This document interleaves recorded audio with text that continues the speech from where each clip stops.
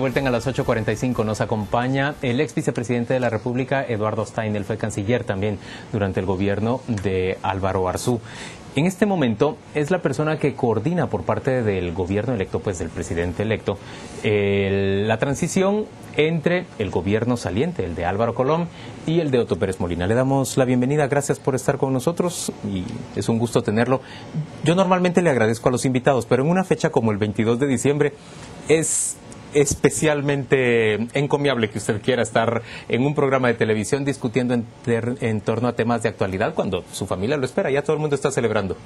Bueno, muchas gracias. De hecho, ya durante varios días, en lo que varias personas están en sus convivios o haciendo sus compras navideñas, pues hemos tenido la fortuna histórica de poder colaborar ayudando a cruzar el río en esta transición.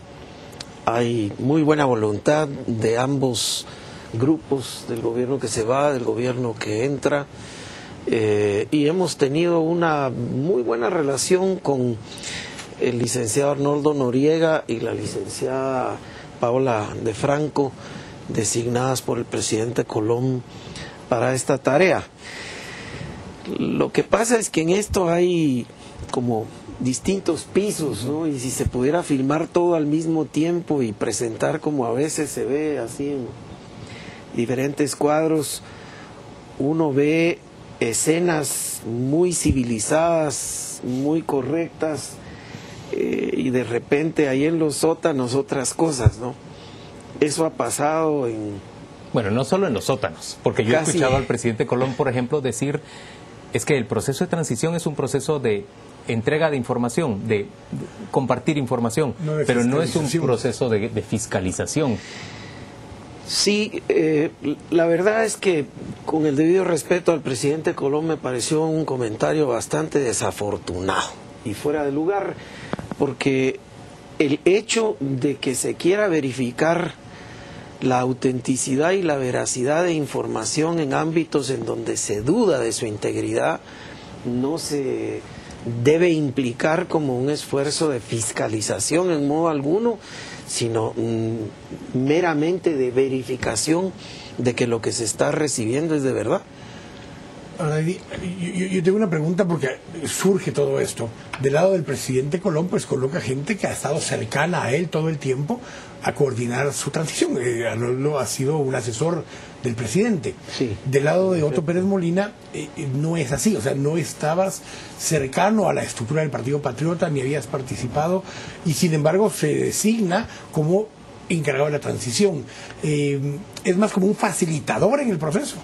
Sí, porque estoy acompañado codo con codo de el licenciado Emanuel Seidner, que fue quien coordinó la elaboración del plan de gobierno, la propuesta del plan de gobierno del Partido Patriota.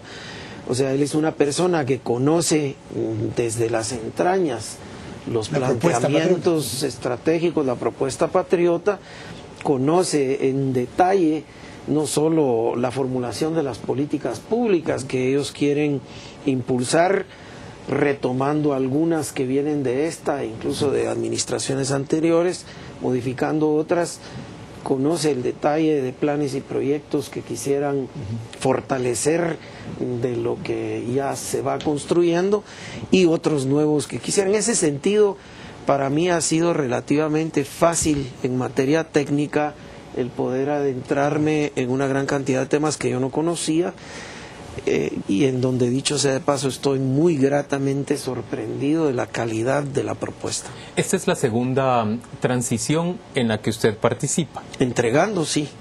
Recibiendo también. Segunda. ¿Y le parece que es la de mejor calidad?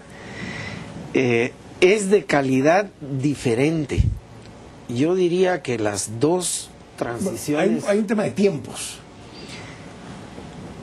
Quisiera en esto ser bastante franco y no meterme quizá en complejidades innecesarias, sobre todo para la teleaudiencia, pero nunca se había tenido el lujo de contar con tanto tiempo como ahora. Para hacer una transición. En la transición nuestra hacia el gobierno actual también se contó, no con tanto tiempo, pero nosotros comenzamos desde julio.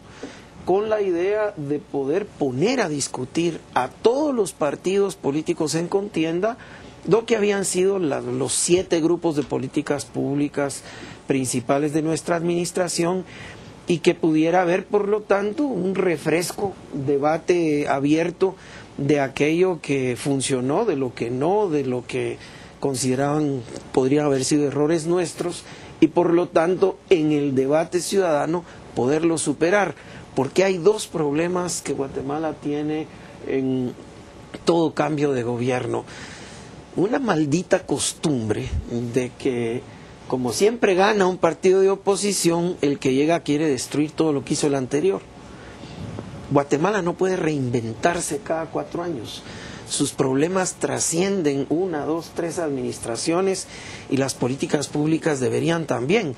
Y el otro tema es que no contamos con un servicio civil estable y de profesional calidad. Y estable. Si tuviéramos una buena ley de servicio civil y servidores públicos que no dependen de los cambios de gobierno, sino solo a nivel de cargos de confianza, este tipo de angustias, de incertidumbres, de confusiones, de rumores, de venenos, no existiría, porque las instituciones seguirían caminando. Claro, pero eso se dice fácil. Sin embargo, si una legislatura hubiera querido aprobar ya esa ley de servicio civil moderna y eficaz, y tuviéramos instalado ese servicio civil, Guatemala no sería el país subdesarrollado que es. Bueno, nosotros no lo logramos en nuestro periodo, esta administración tampoco lo logró. Veremos si la que se abre lo puede. El futuro gobierno, con un Congreso muy complejo, lo pueda lograr. Porque tal vez está cabalmente ahí la siguiente pregunta. La propuesta aparentemente es buena, es positiva, has tenido la oportunidad de conocerla.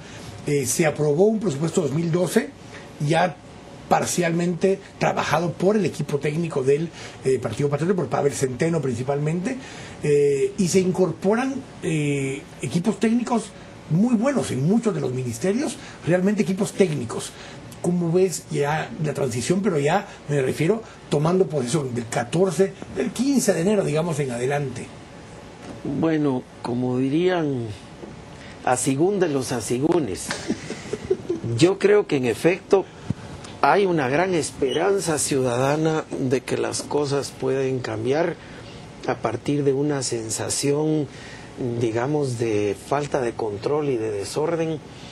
Hay también una esperanza de que en los 2 o 3 problemas más urticantes para la ciudadanía pueda haber mejoras sustantivas, en particular en el área de seguridad y justicia. Pero una cosa son los bríos, los entusiasmos, la calidad técnica de las propuestas, y otra es entrar a gobernar con limitaciones tan grandes, comenzando por la disponibilidad de recursos, que se aprueba un presupuesto superior a los 60,000 millones de quetzales ya de entrada desfinanciado. Sin las fuentes de financiamiento apropiadas. Y luego con lagunas en términos de información que tienen que ver, por ejemplo, con la deuda que queda por pagar en el próximo gobierno. ¿Cuán profundas son esas lagunas? Pues, deuda flotante. Algunos dicen que solo son charcos, pero enlodan. Claro, sí. Pero eso lo dicen los funcionarios salientes, y los entrantes deben ver un océano ahí. Miren, el esfuerzo lo inició, y creo que con buen tino, el actual ministro de Finanzas Públicas, pidiendo un apoyo externo para un estudio sobre la cuantía de la deuda pública, de la deuda pública en general y en particular de la deuda flotante. El ministro del CID pidió al Fondo Monetario que a través de un contrato con fondos de la Unión Europea se pudiera contratar una firma consultora que le hiciera eso, supervisada por el FMI, que hiciera eso. El resultado iba a estar para el 30 de octubre. Todavía no está. No se tuvieron los datos completos, se pospuso para el 30 de noviembre, se pospuso para el 15 de diciembre. Y tenemos entendido que el día de ayer por fin fue entregado el resultado final, y que hoy lo estaría conociendo el presidente Colom. El presidente Colom, pero el presidente Pérez Molina todavía no lo conoce. No, ni el presidente electo, ni nadie de su equipo, ni un servidor de ustedes. ¿A quién habría de llegar ese documento del equipo entrante? ¿A usted primero? No necesariamente. Yo creo que lo más importante es que el equipo de las finanzas públicas, capitaneado por Pavel Centeno, sea el que lo conozca de primero. Pero entonces, ¿usted cree que ese sí va a ser un informe confiable, puesto que ha sido...?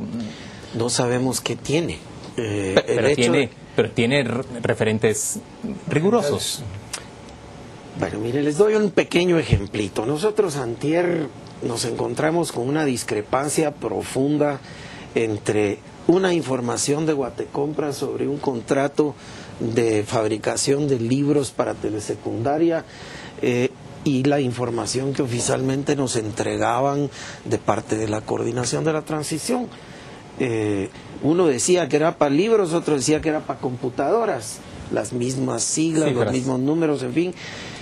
Resulta que se usó el mismo código, las mismas cifras para el proceso a dos casos diferentes, dos procesos diferentes, uno de computadoras, otro de fabricación de libros. En todo caso, se tenía el dinero del Banco Mundial para eso, 20 millones de quetzales. No le dieron espacio presupuestario en este presupuesto.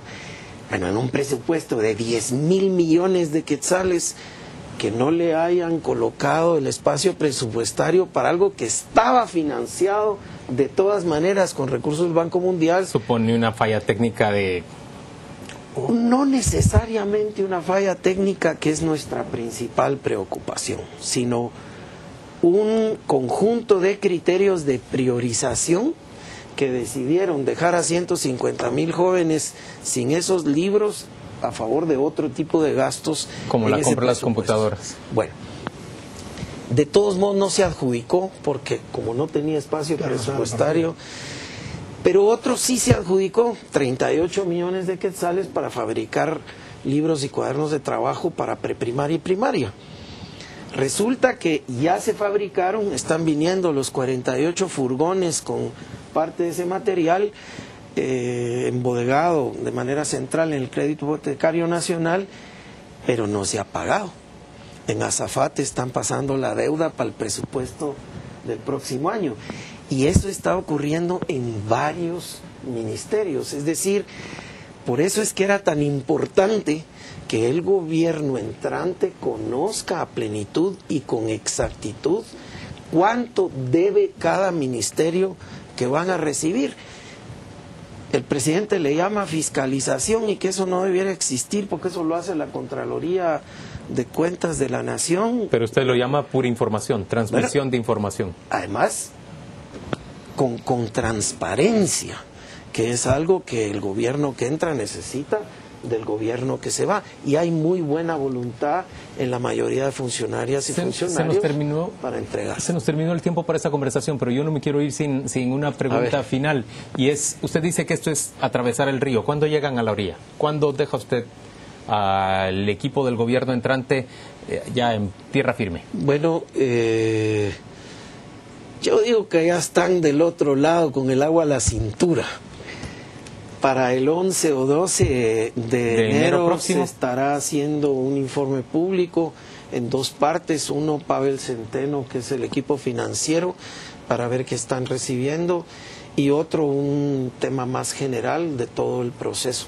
Eduardo Stein, gracias por acompañarnos a las 8:45. Felices fiestas, que tenga un buen descanso y que retome el trabajo con mucha energía. Muy buenas noches. Hacemos una pausa, volvemos dentro de muy poco.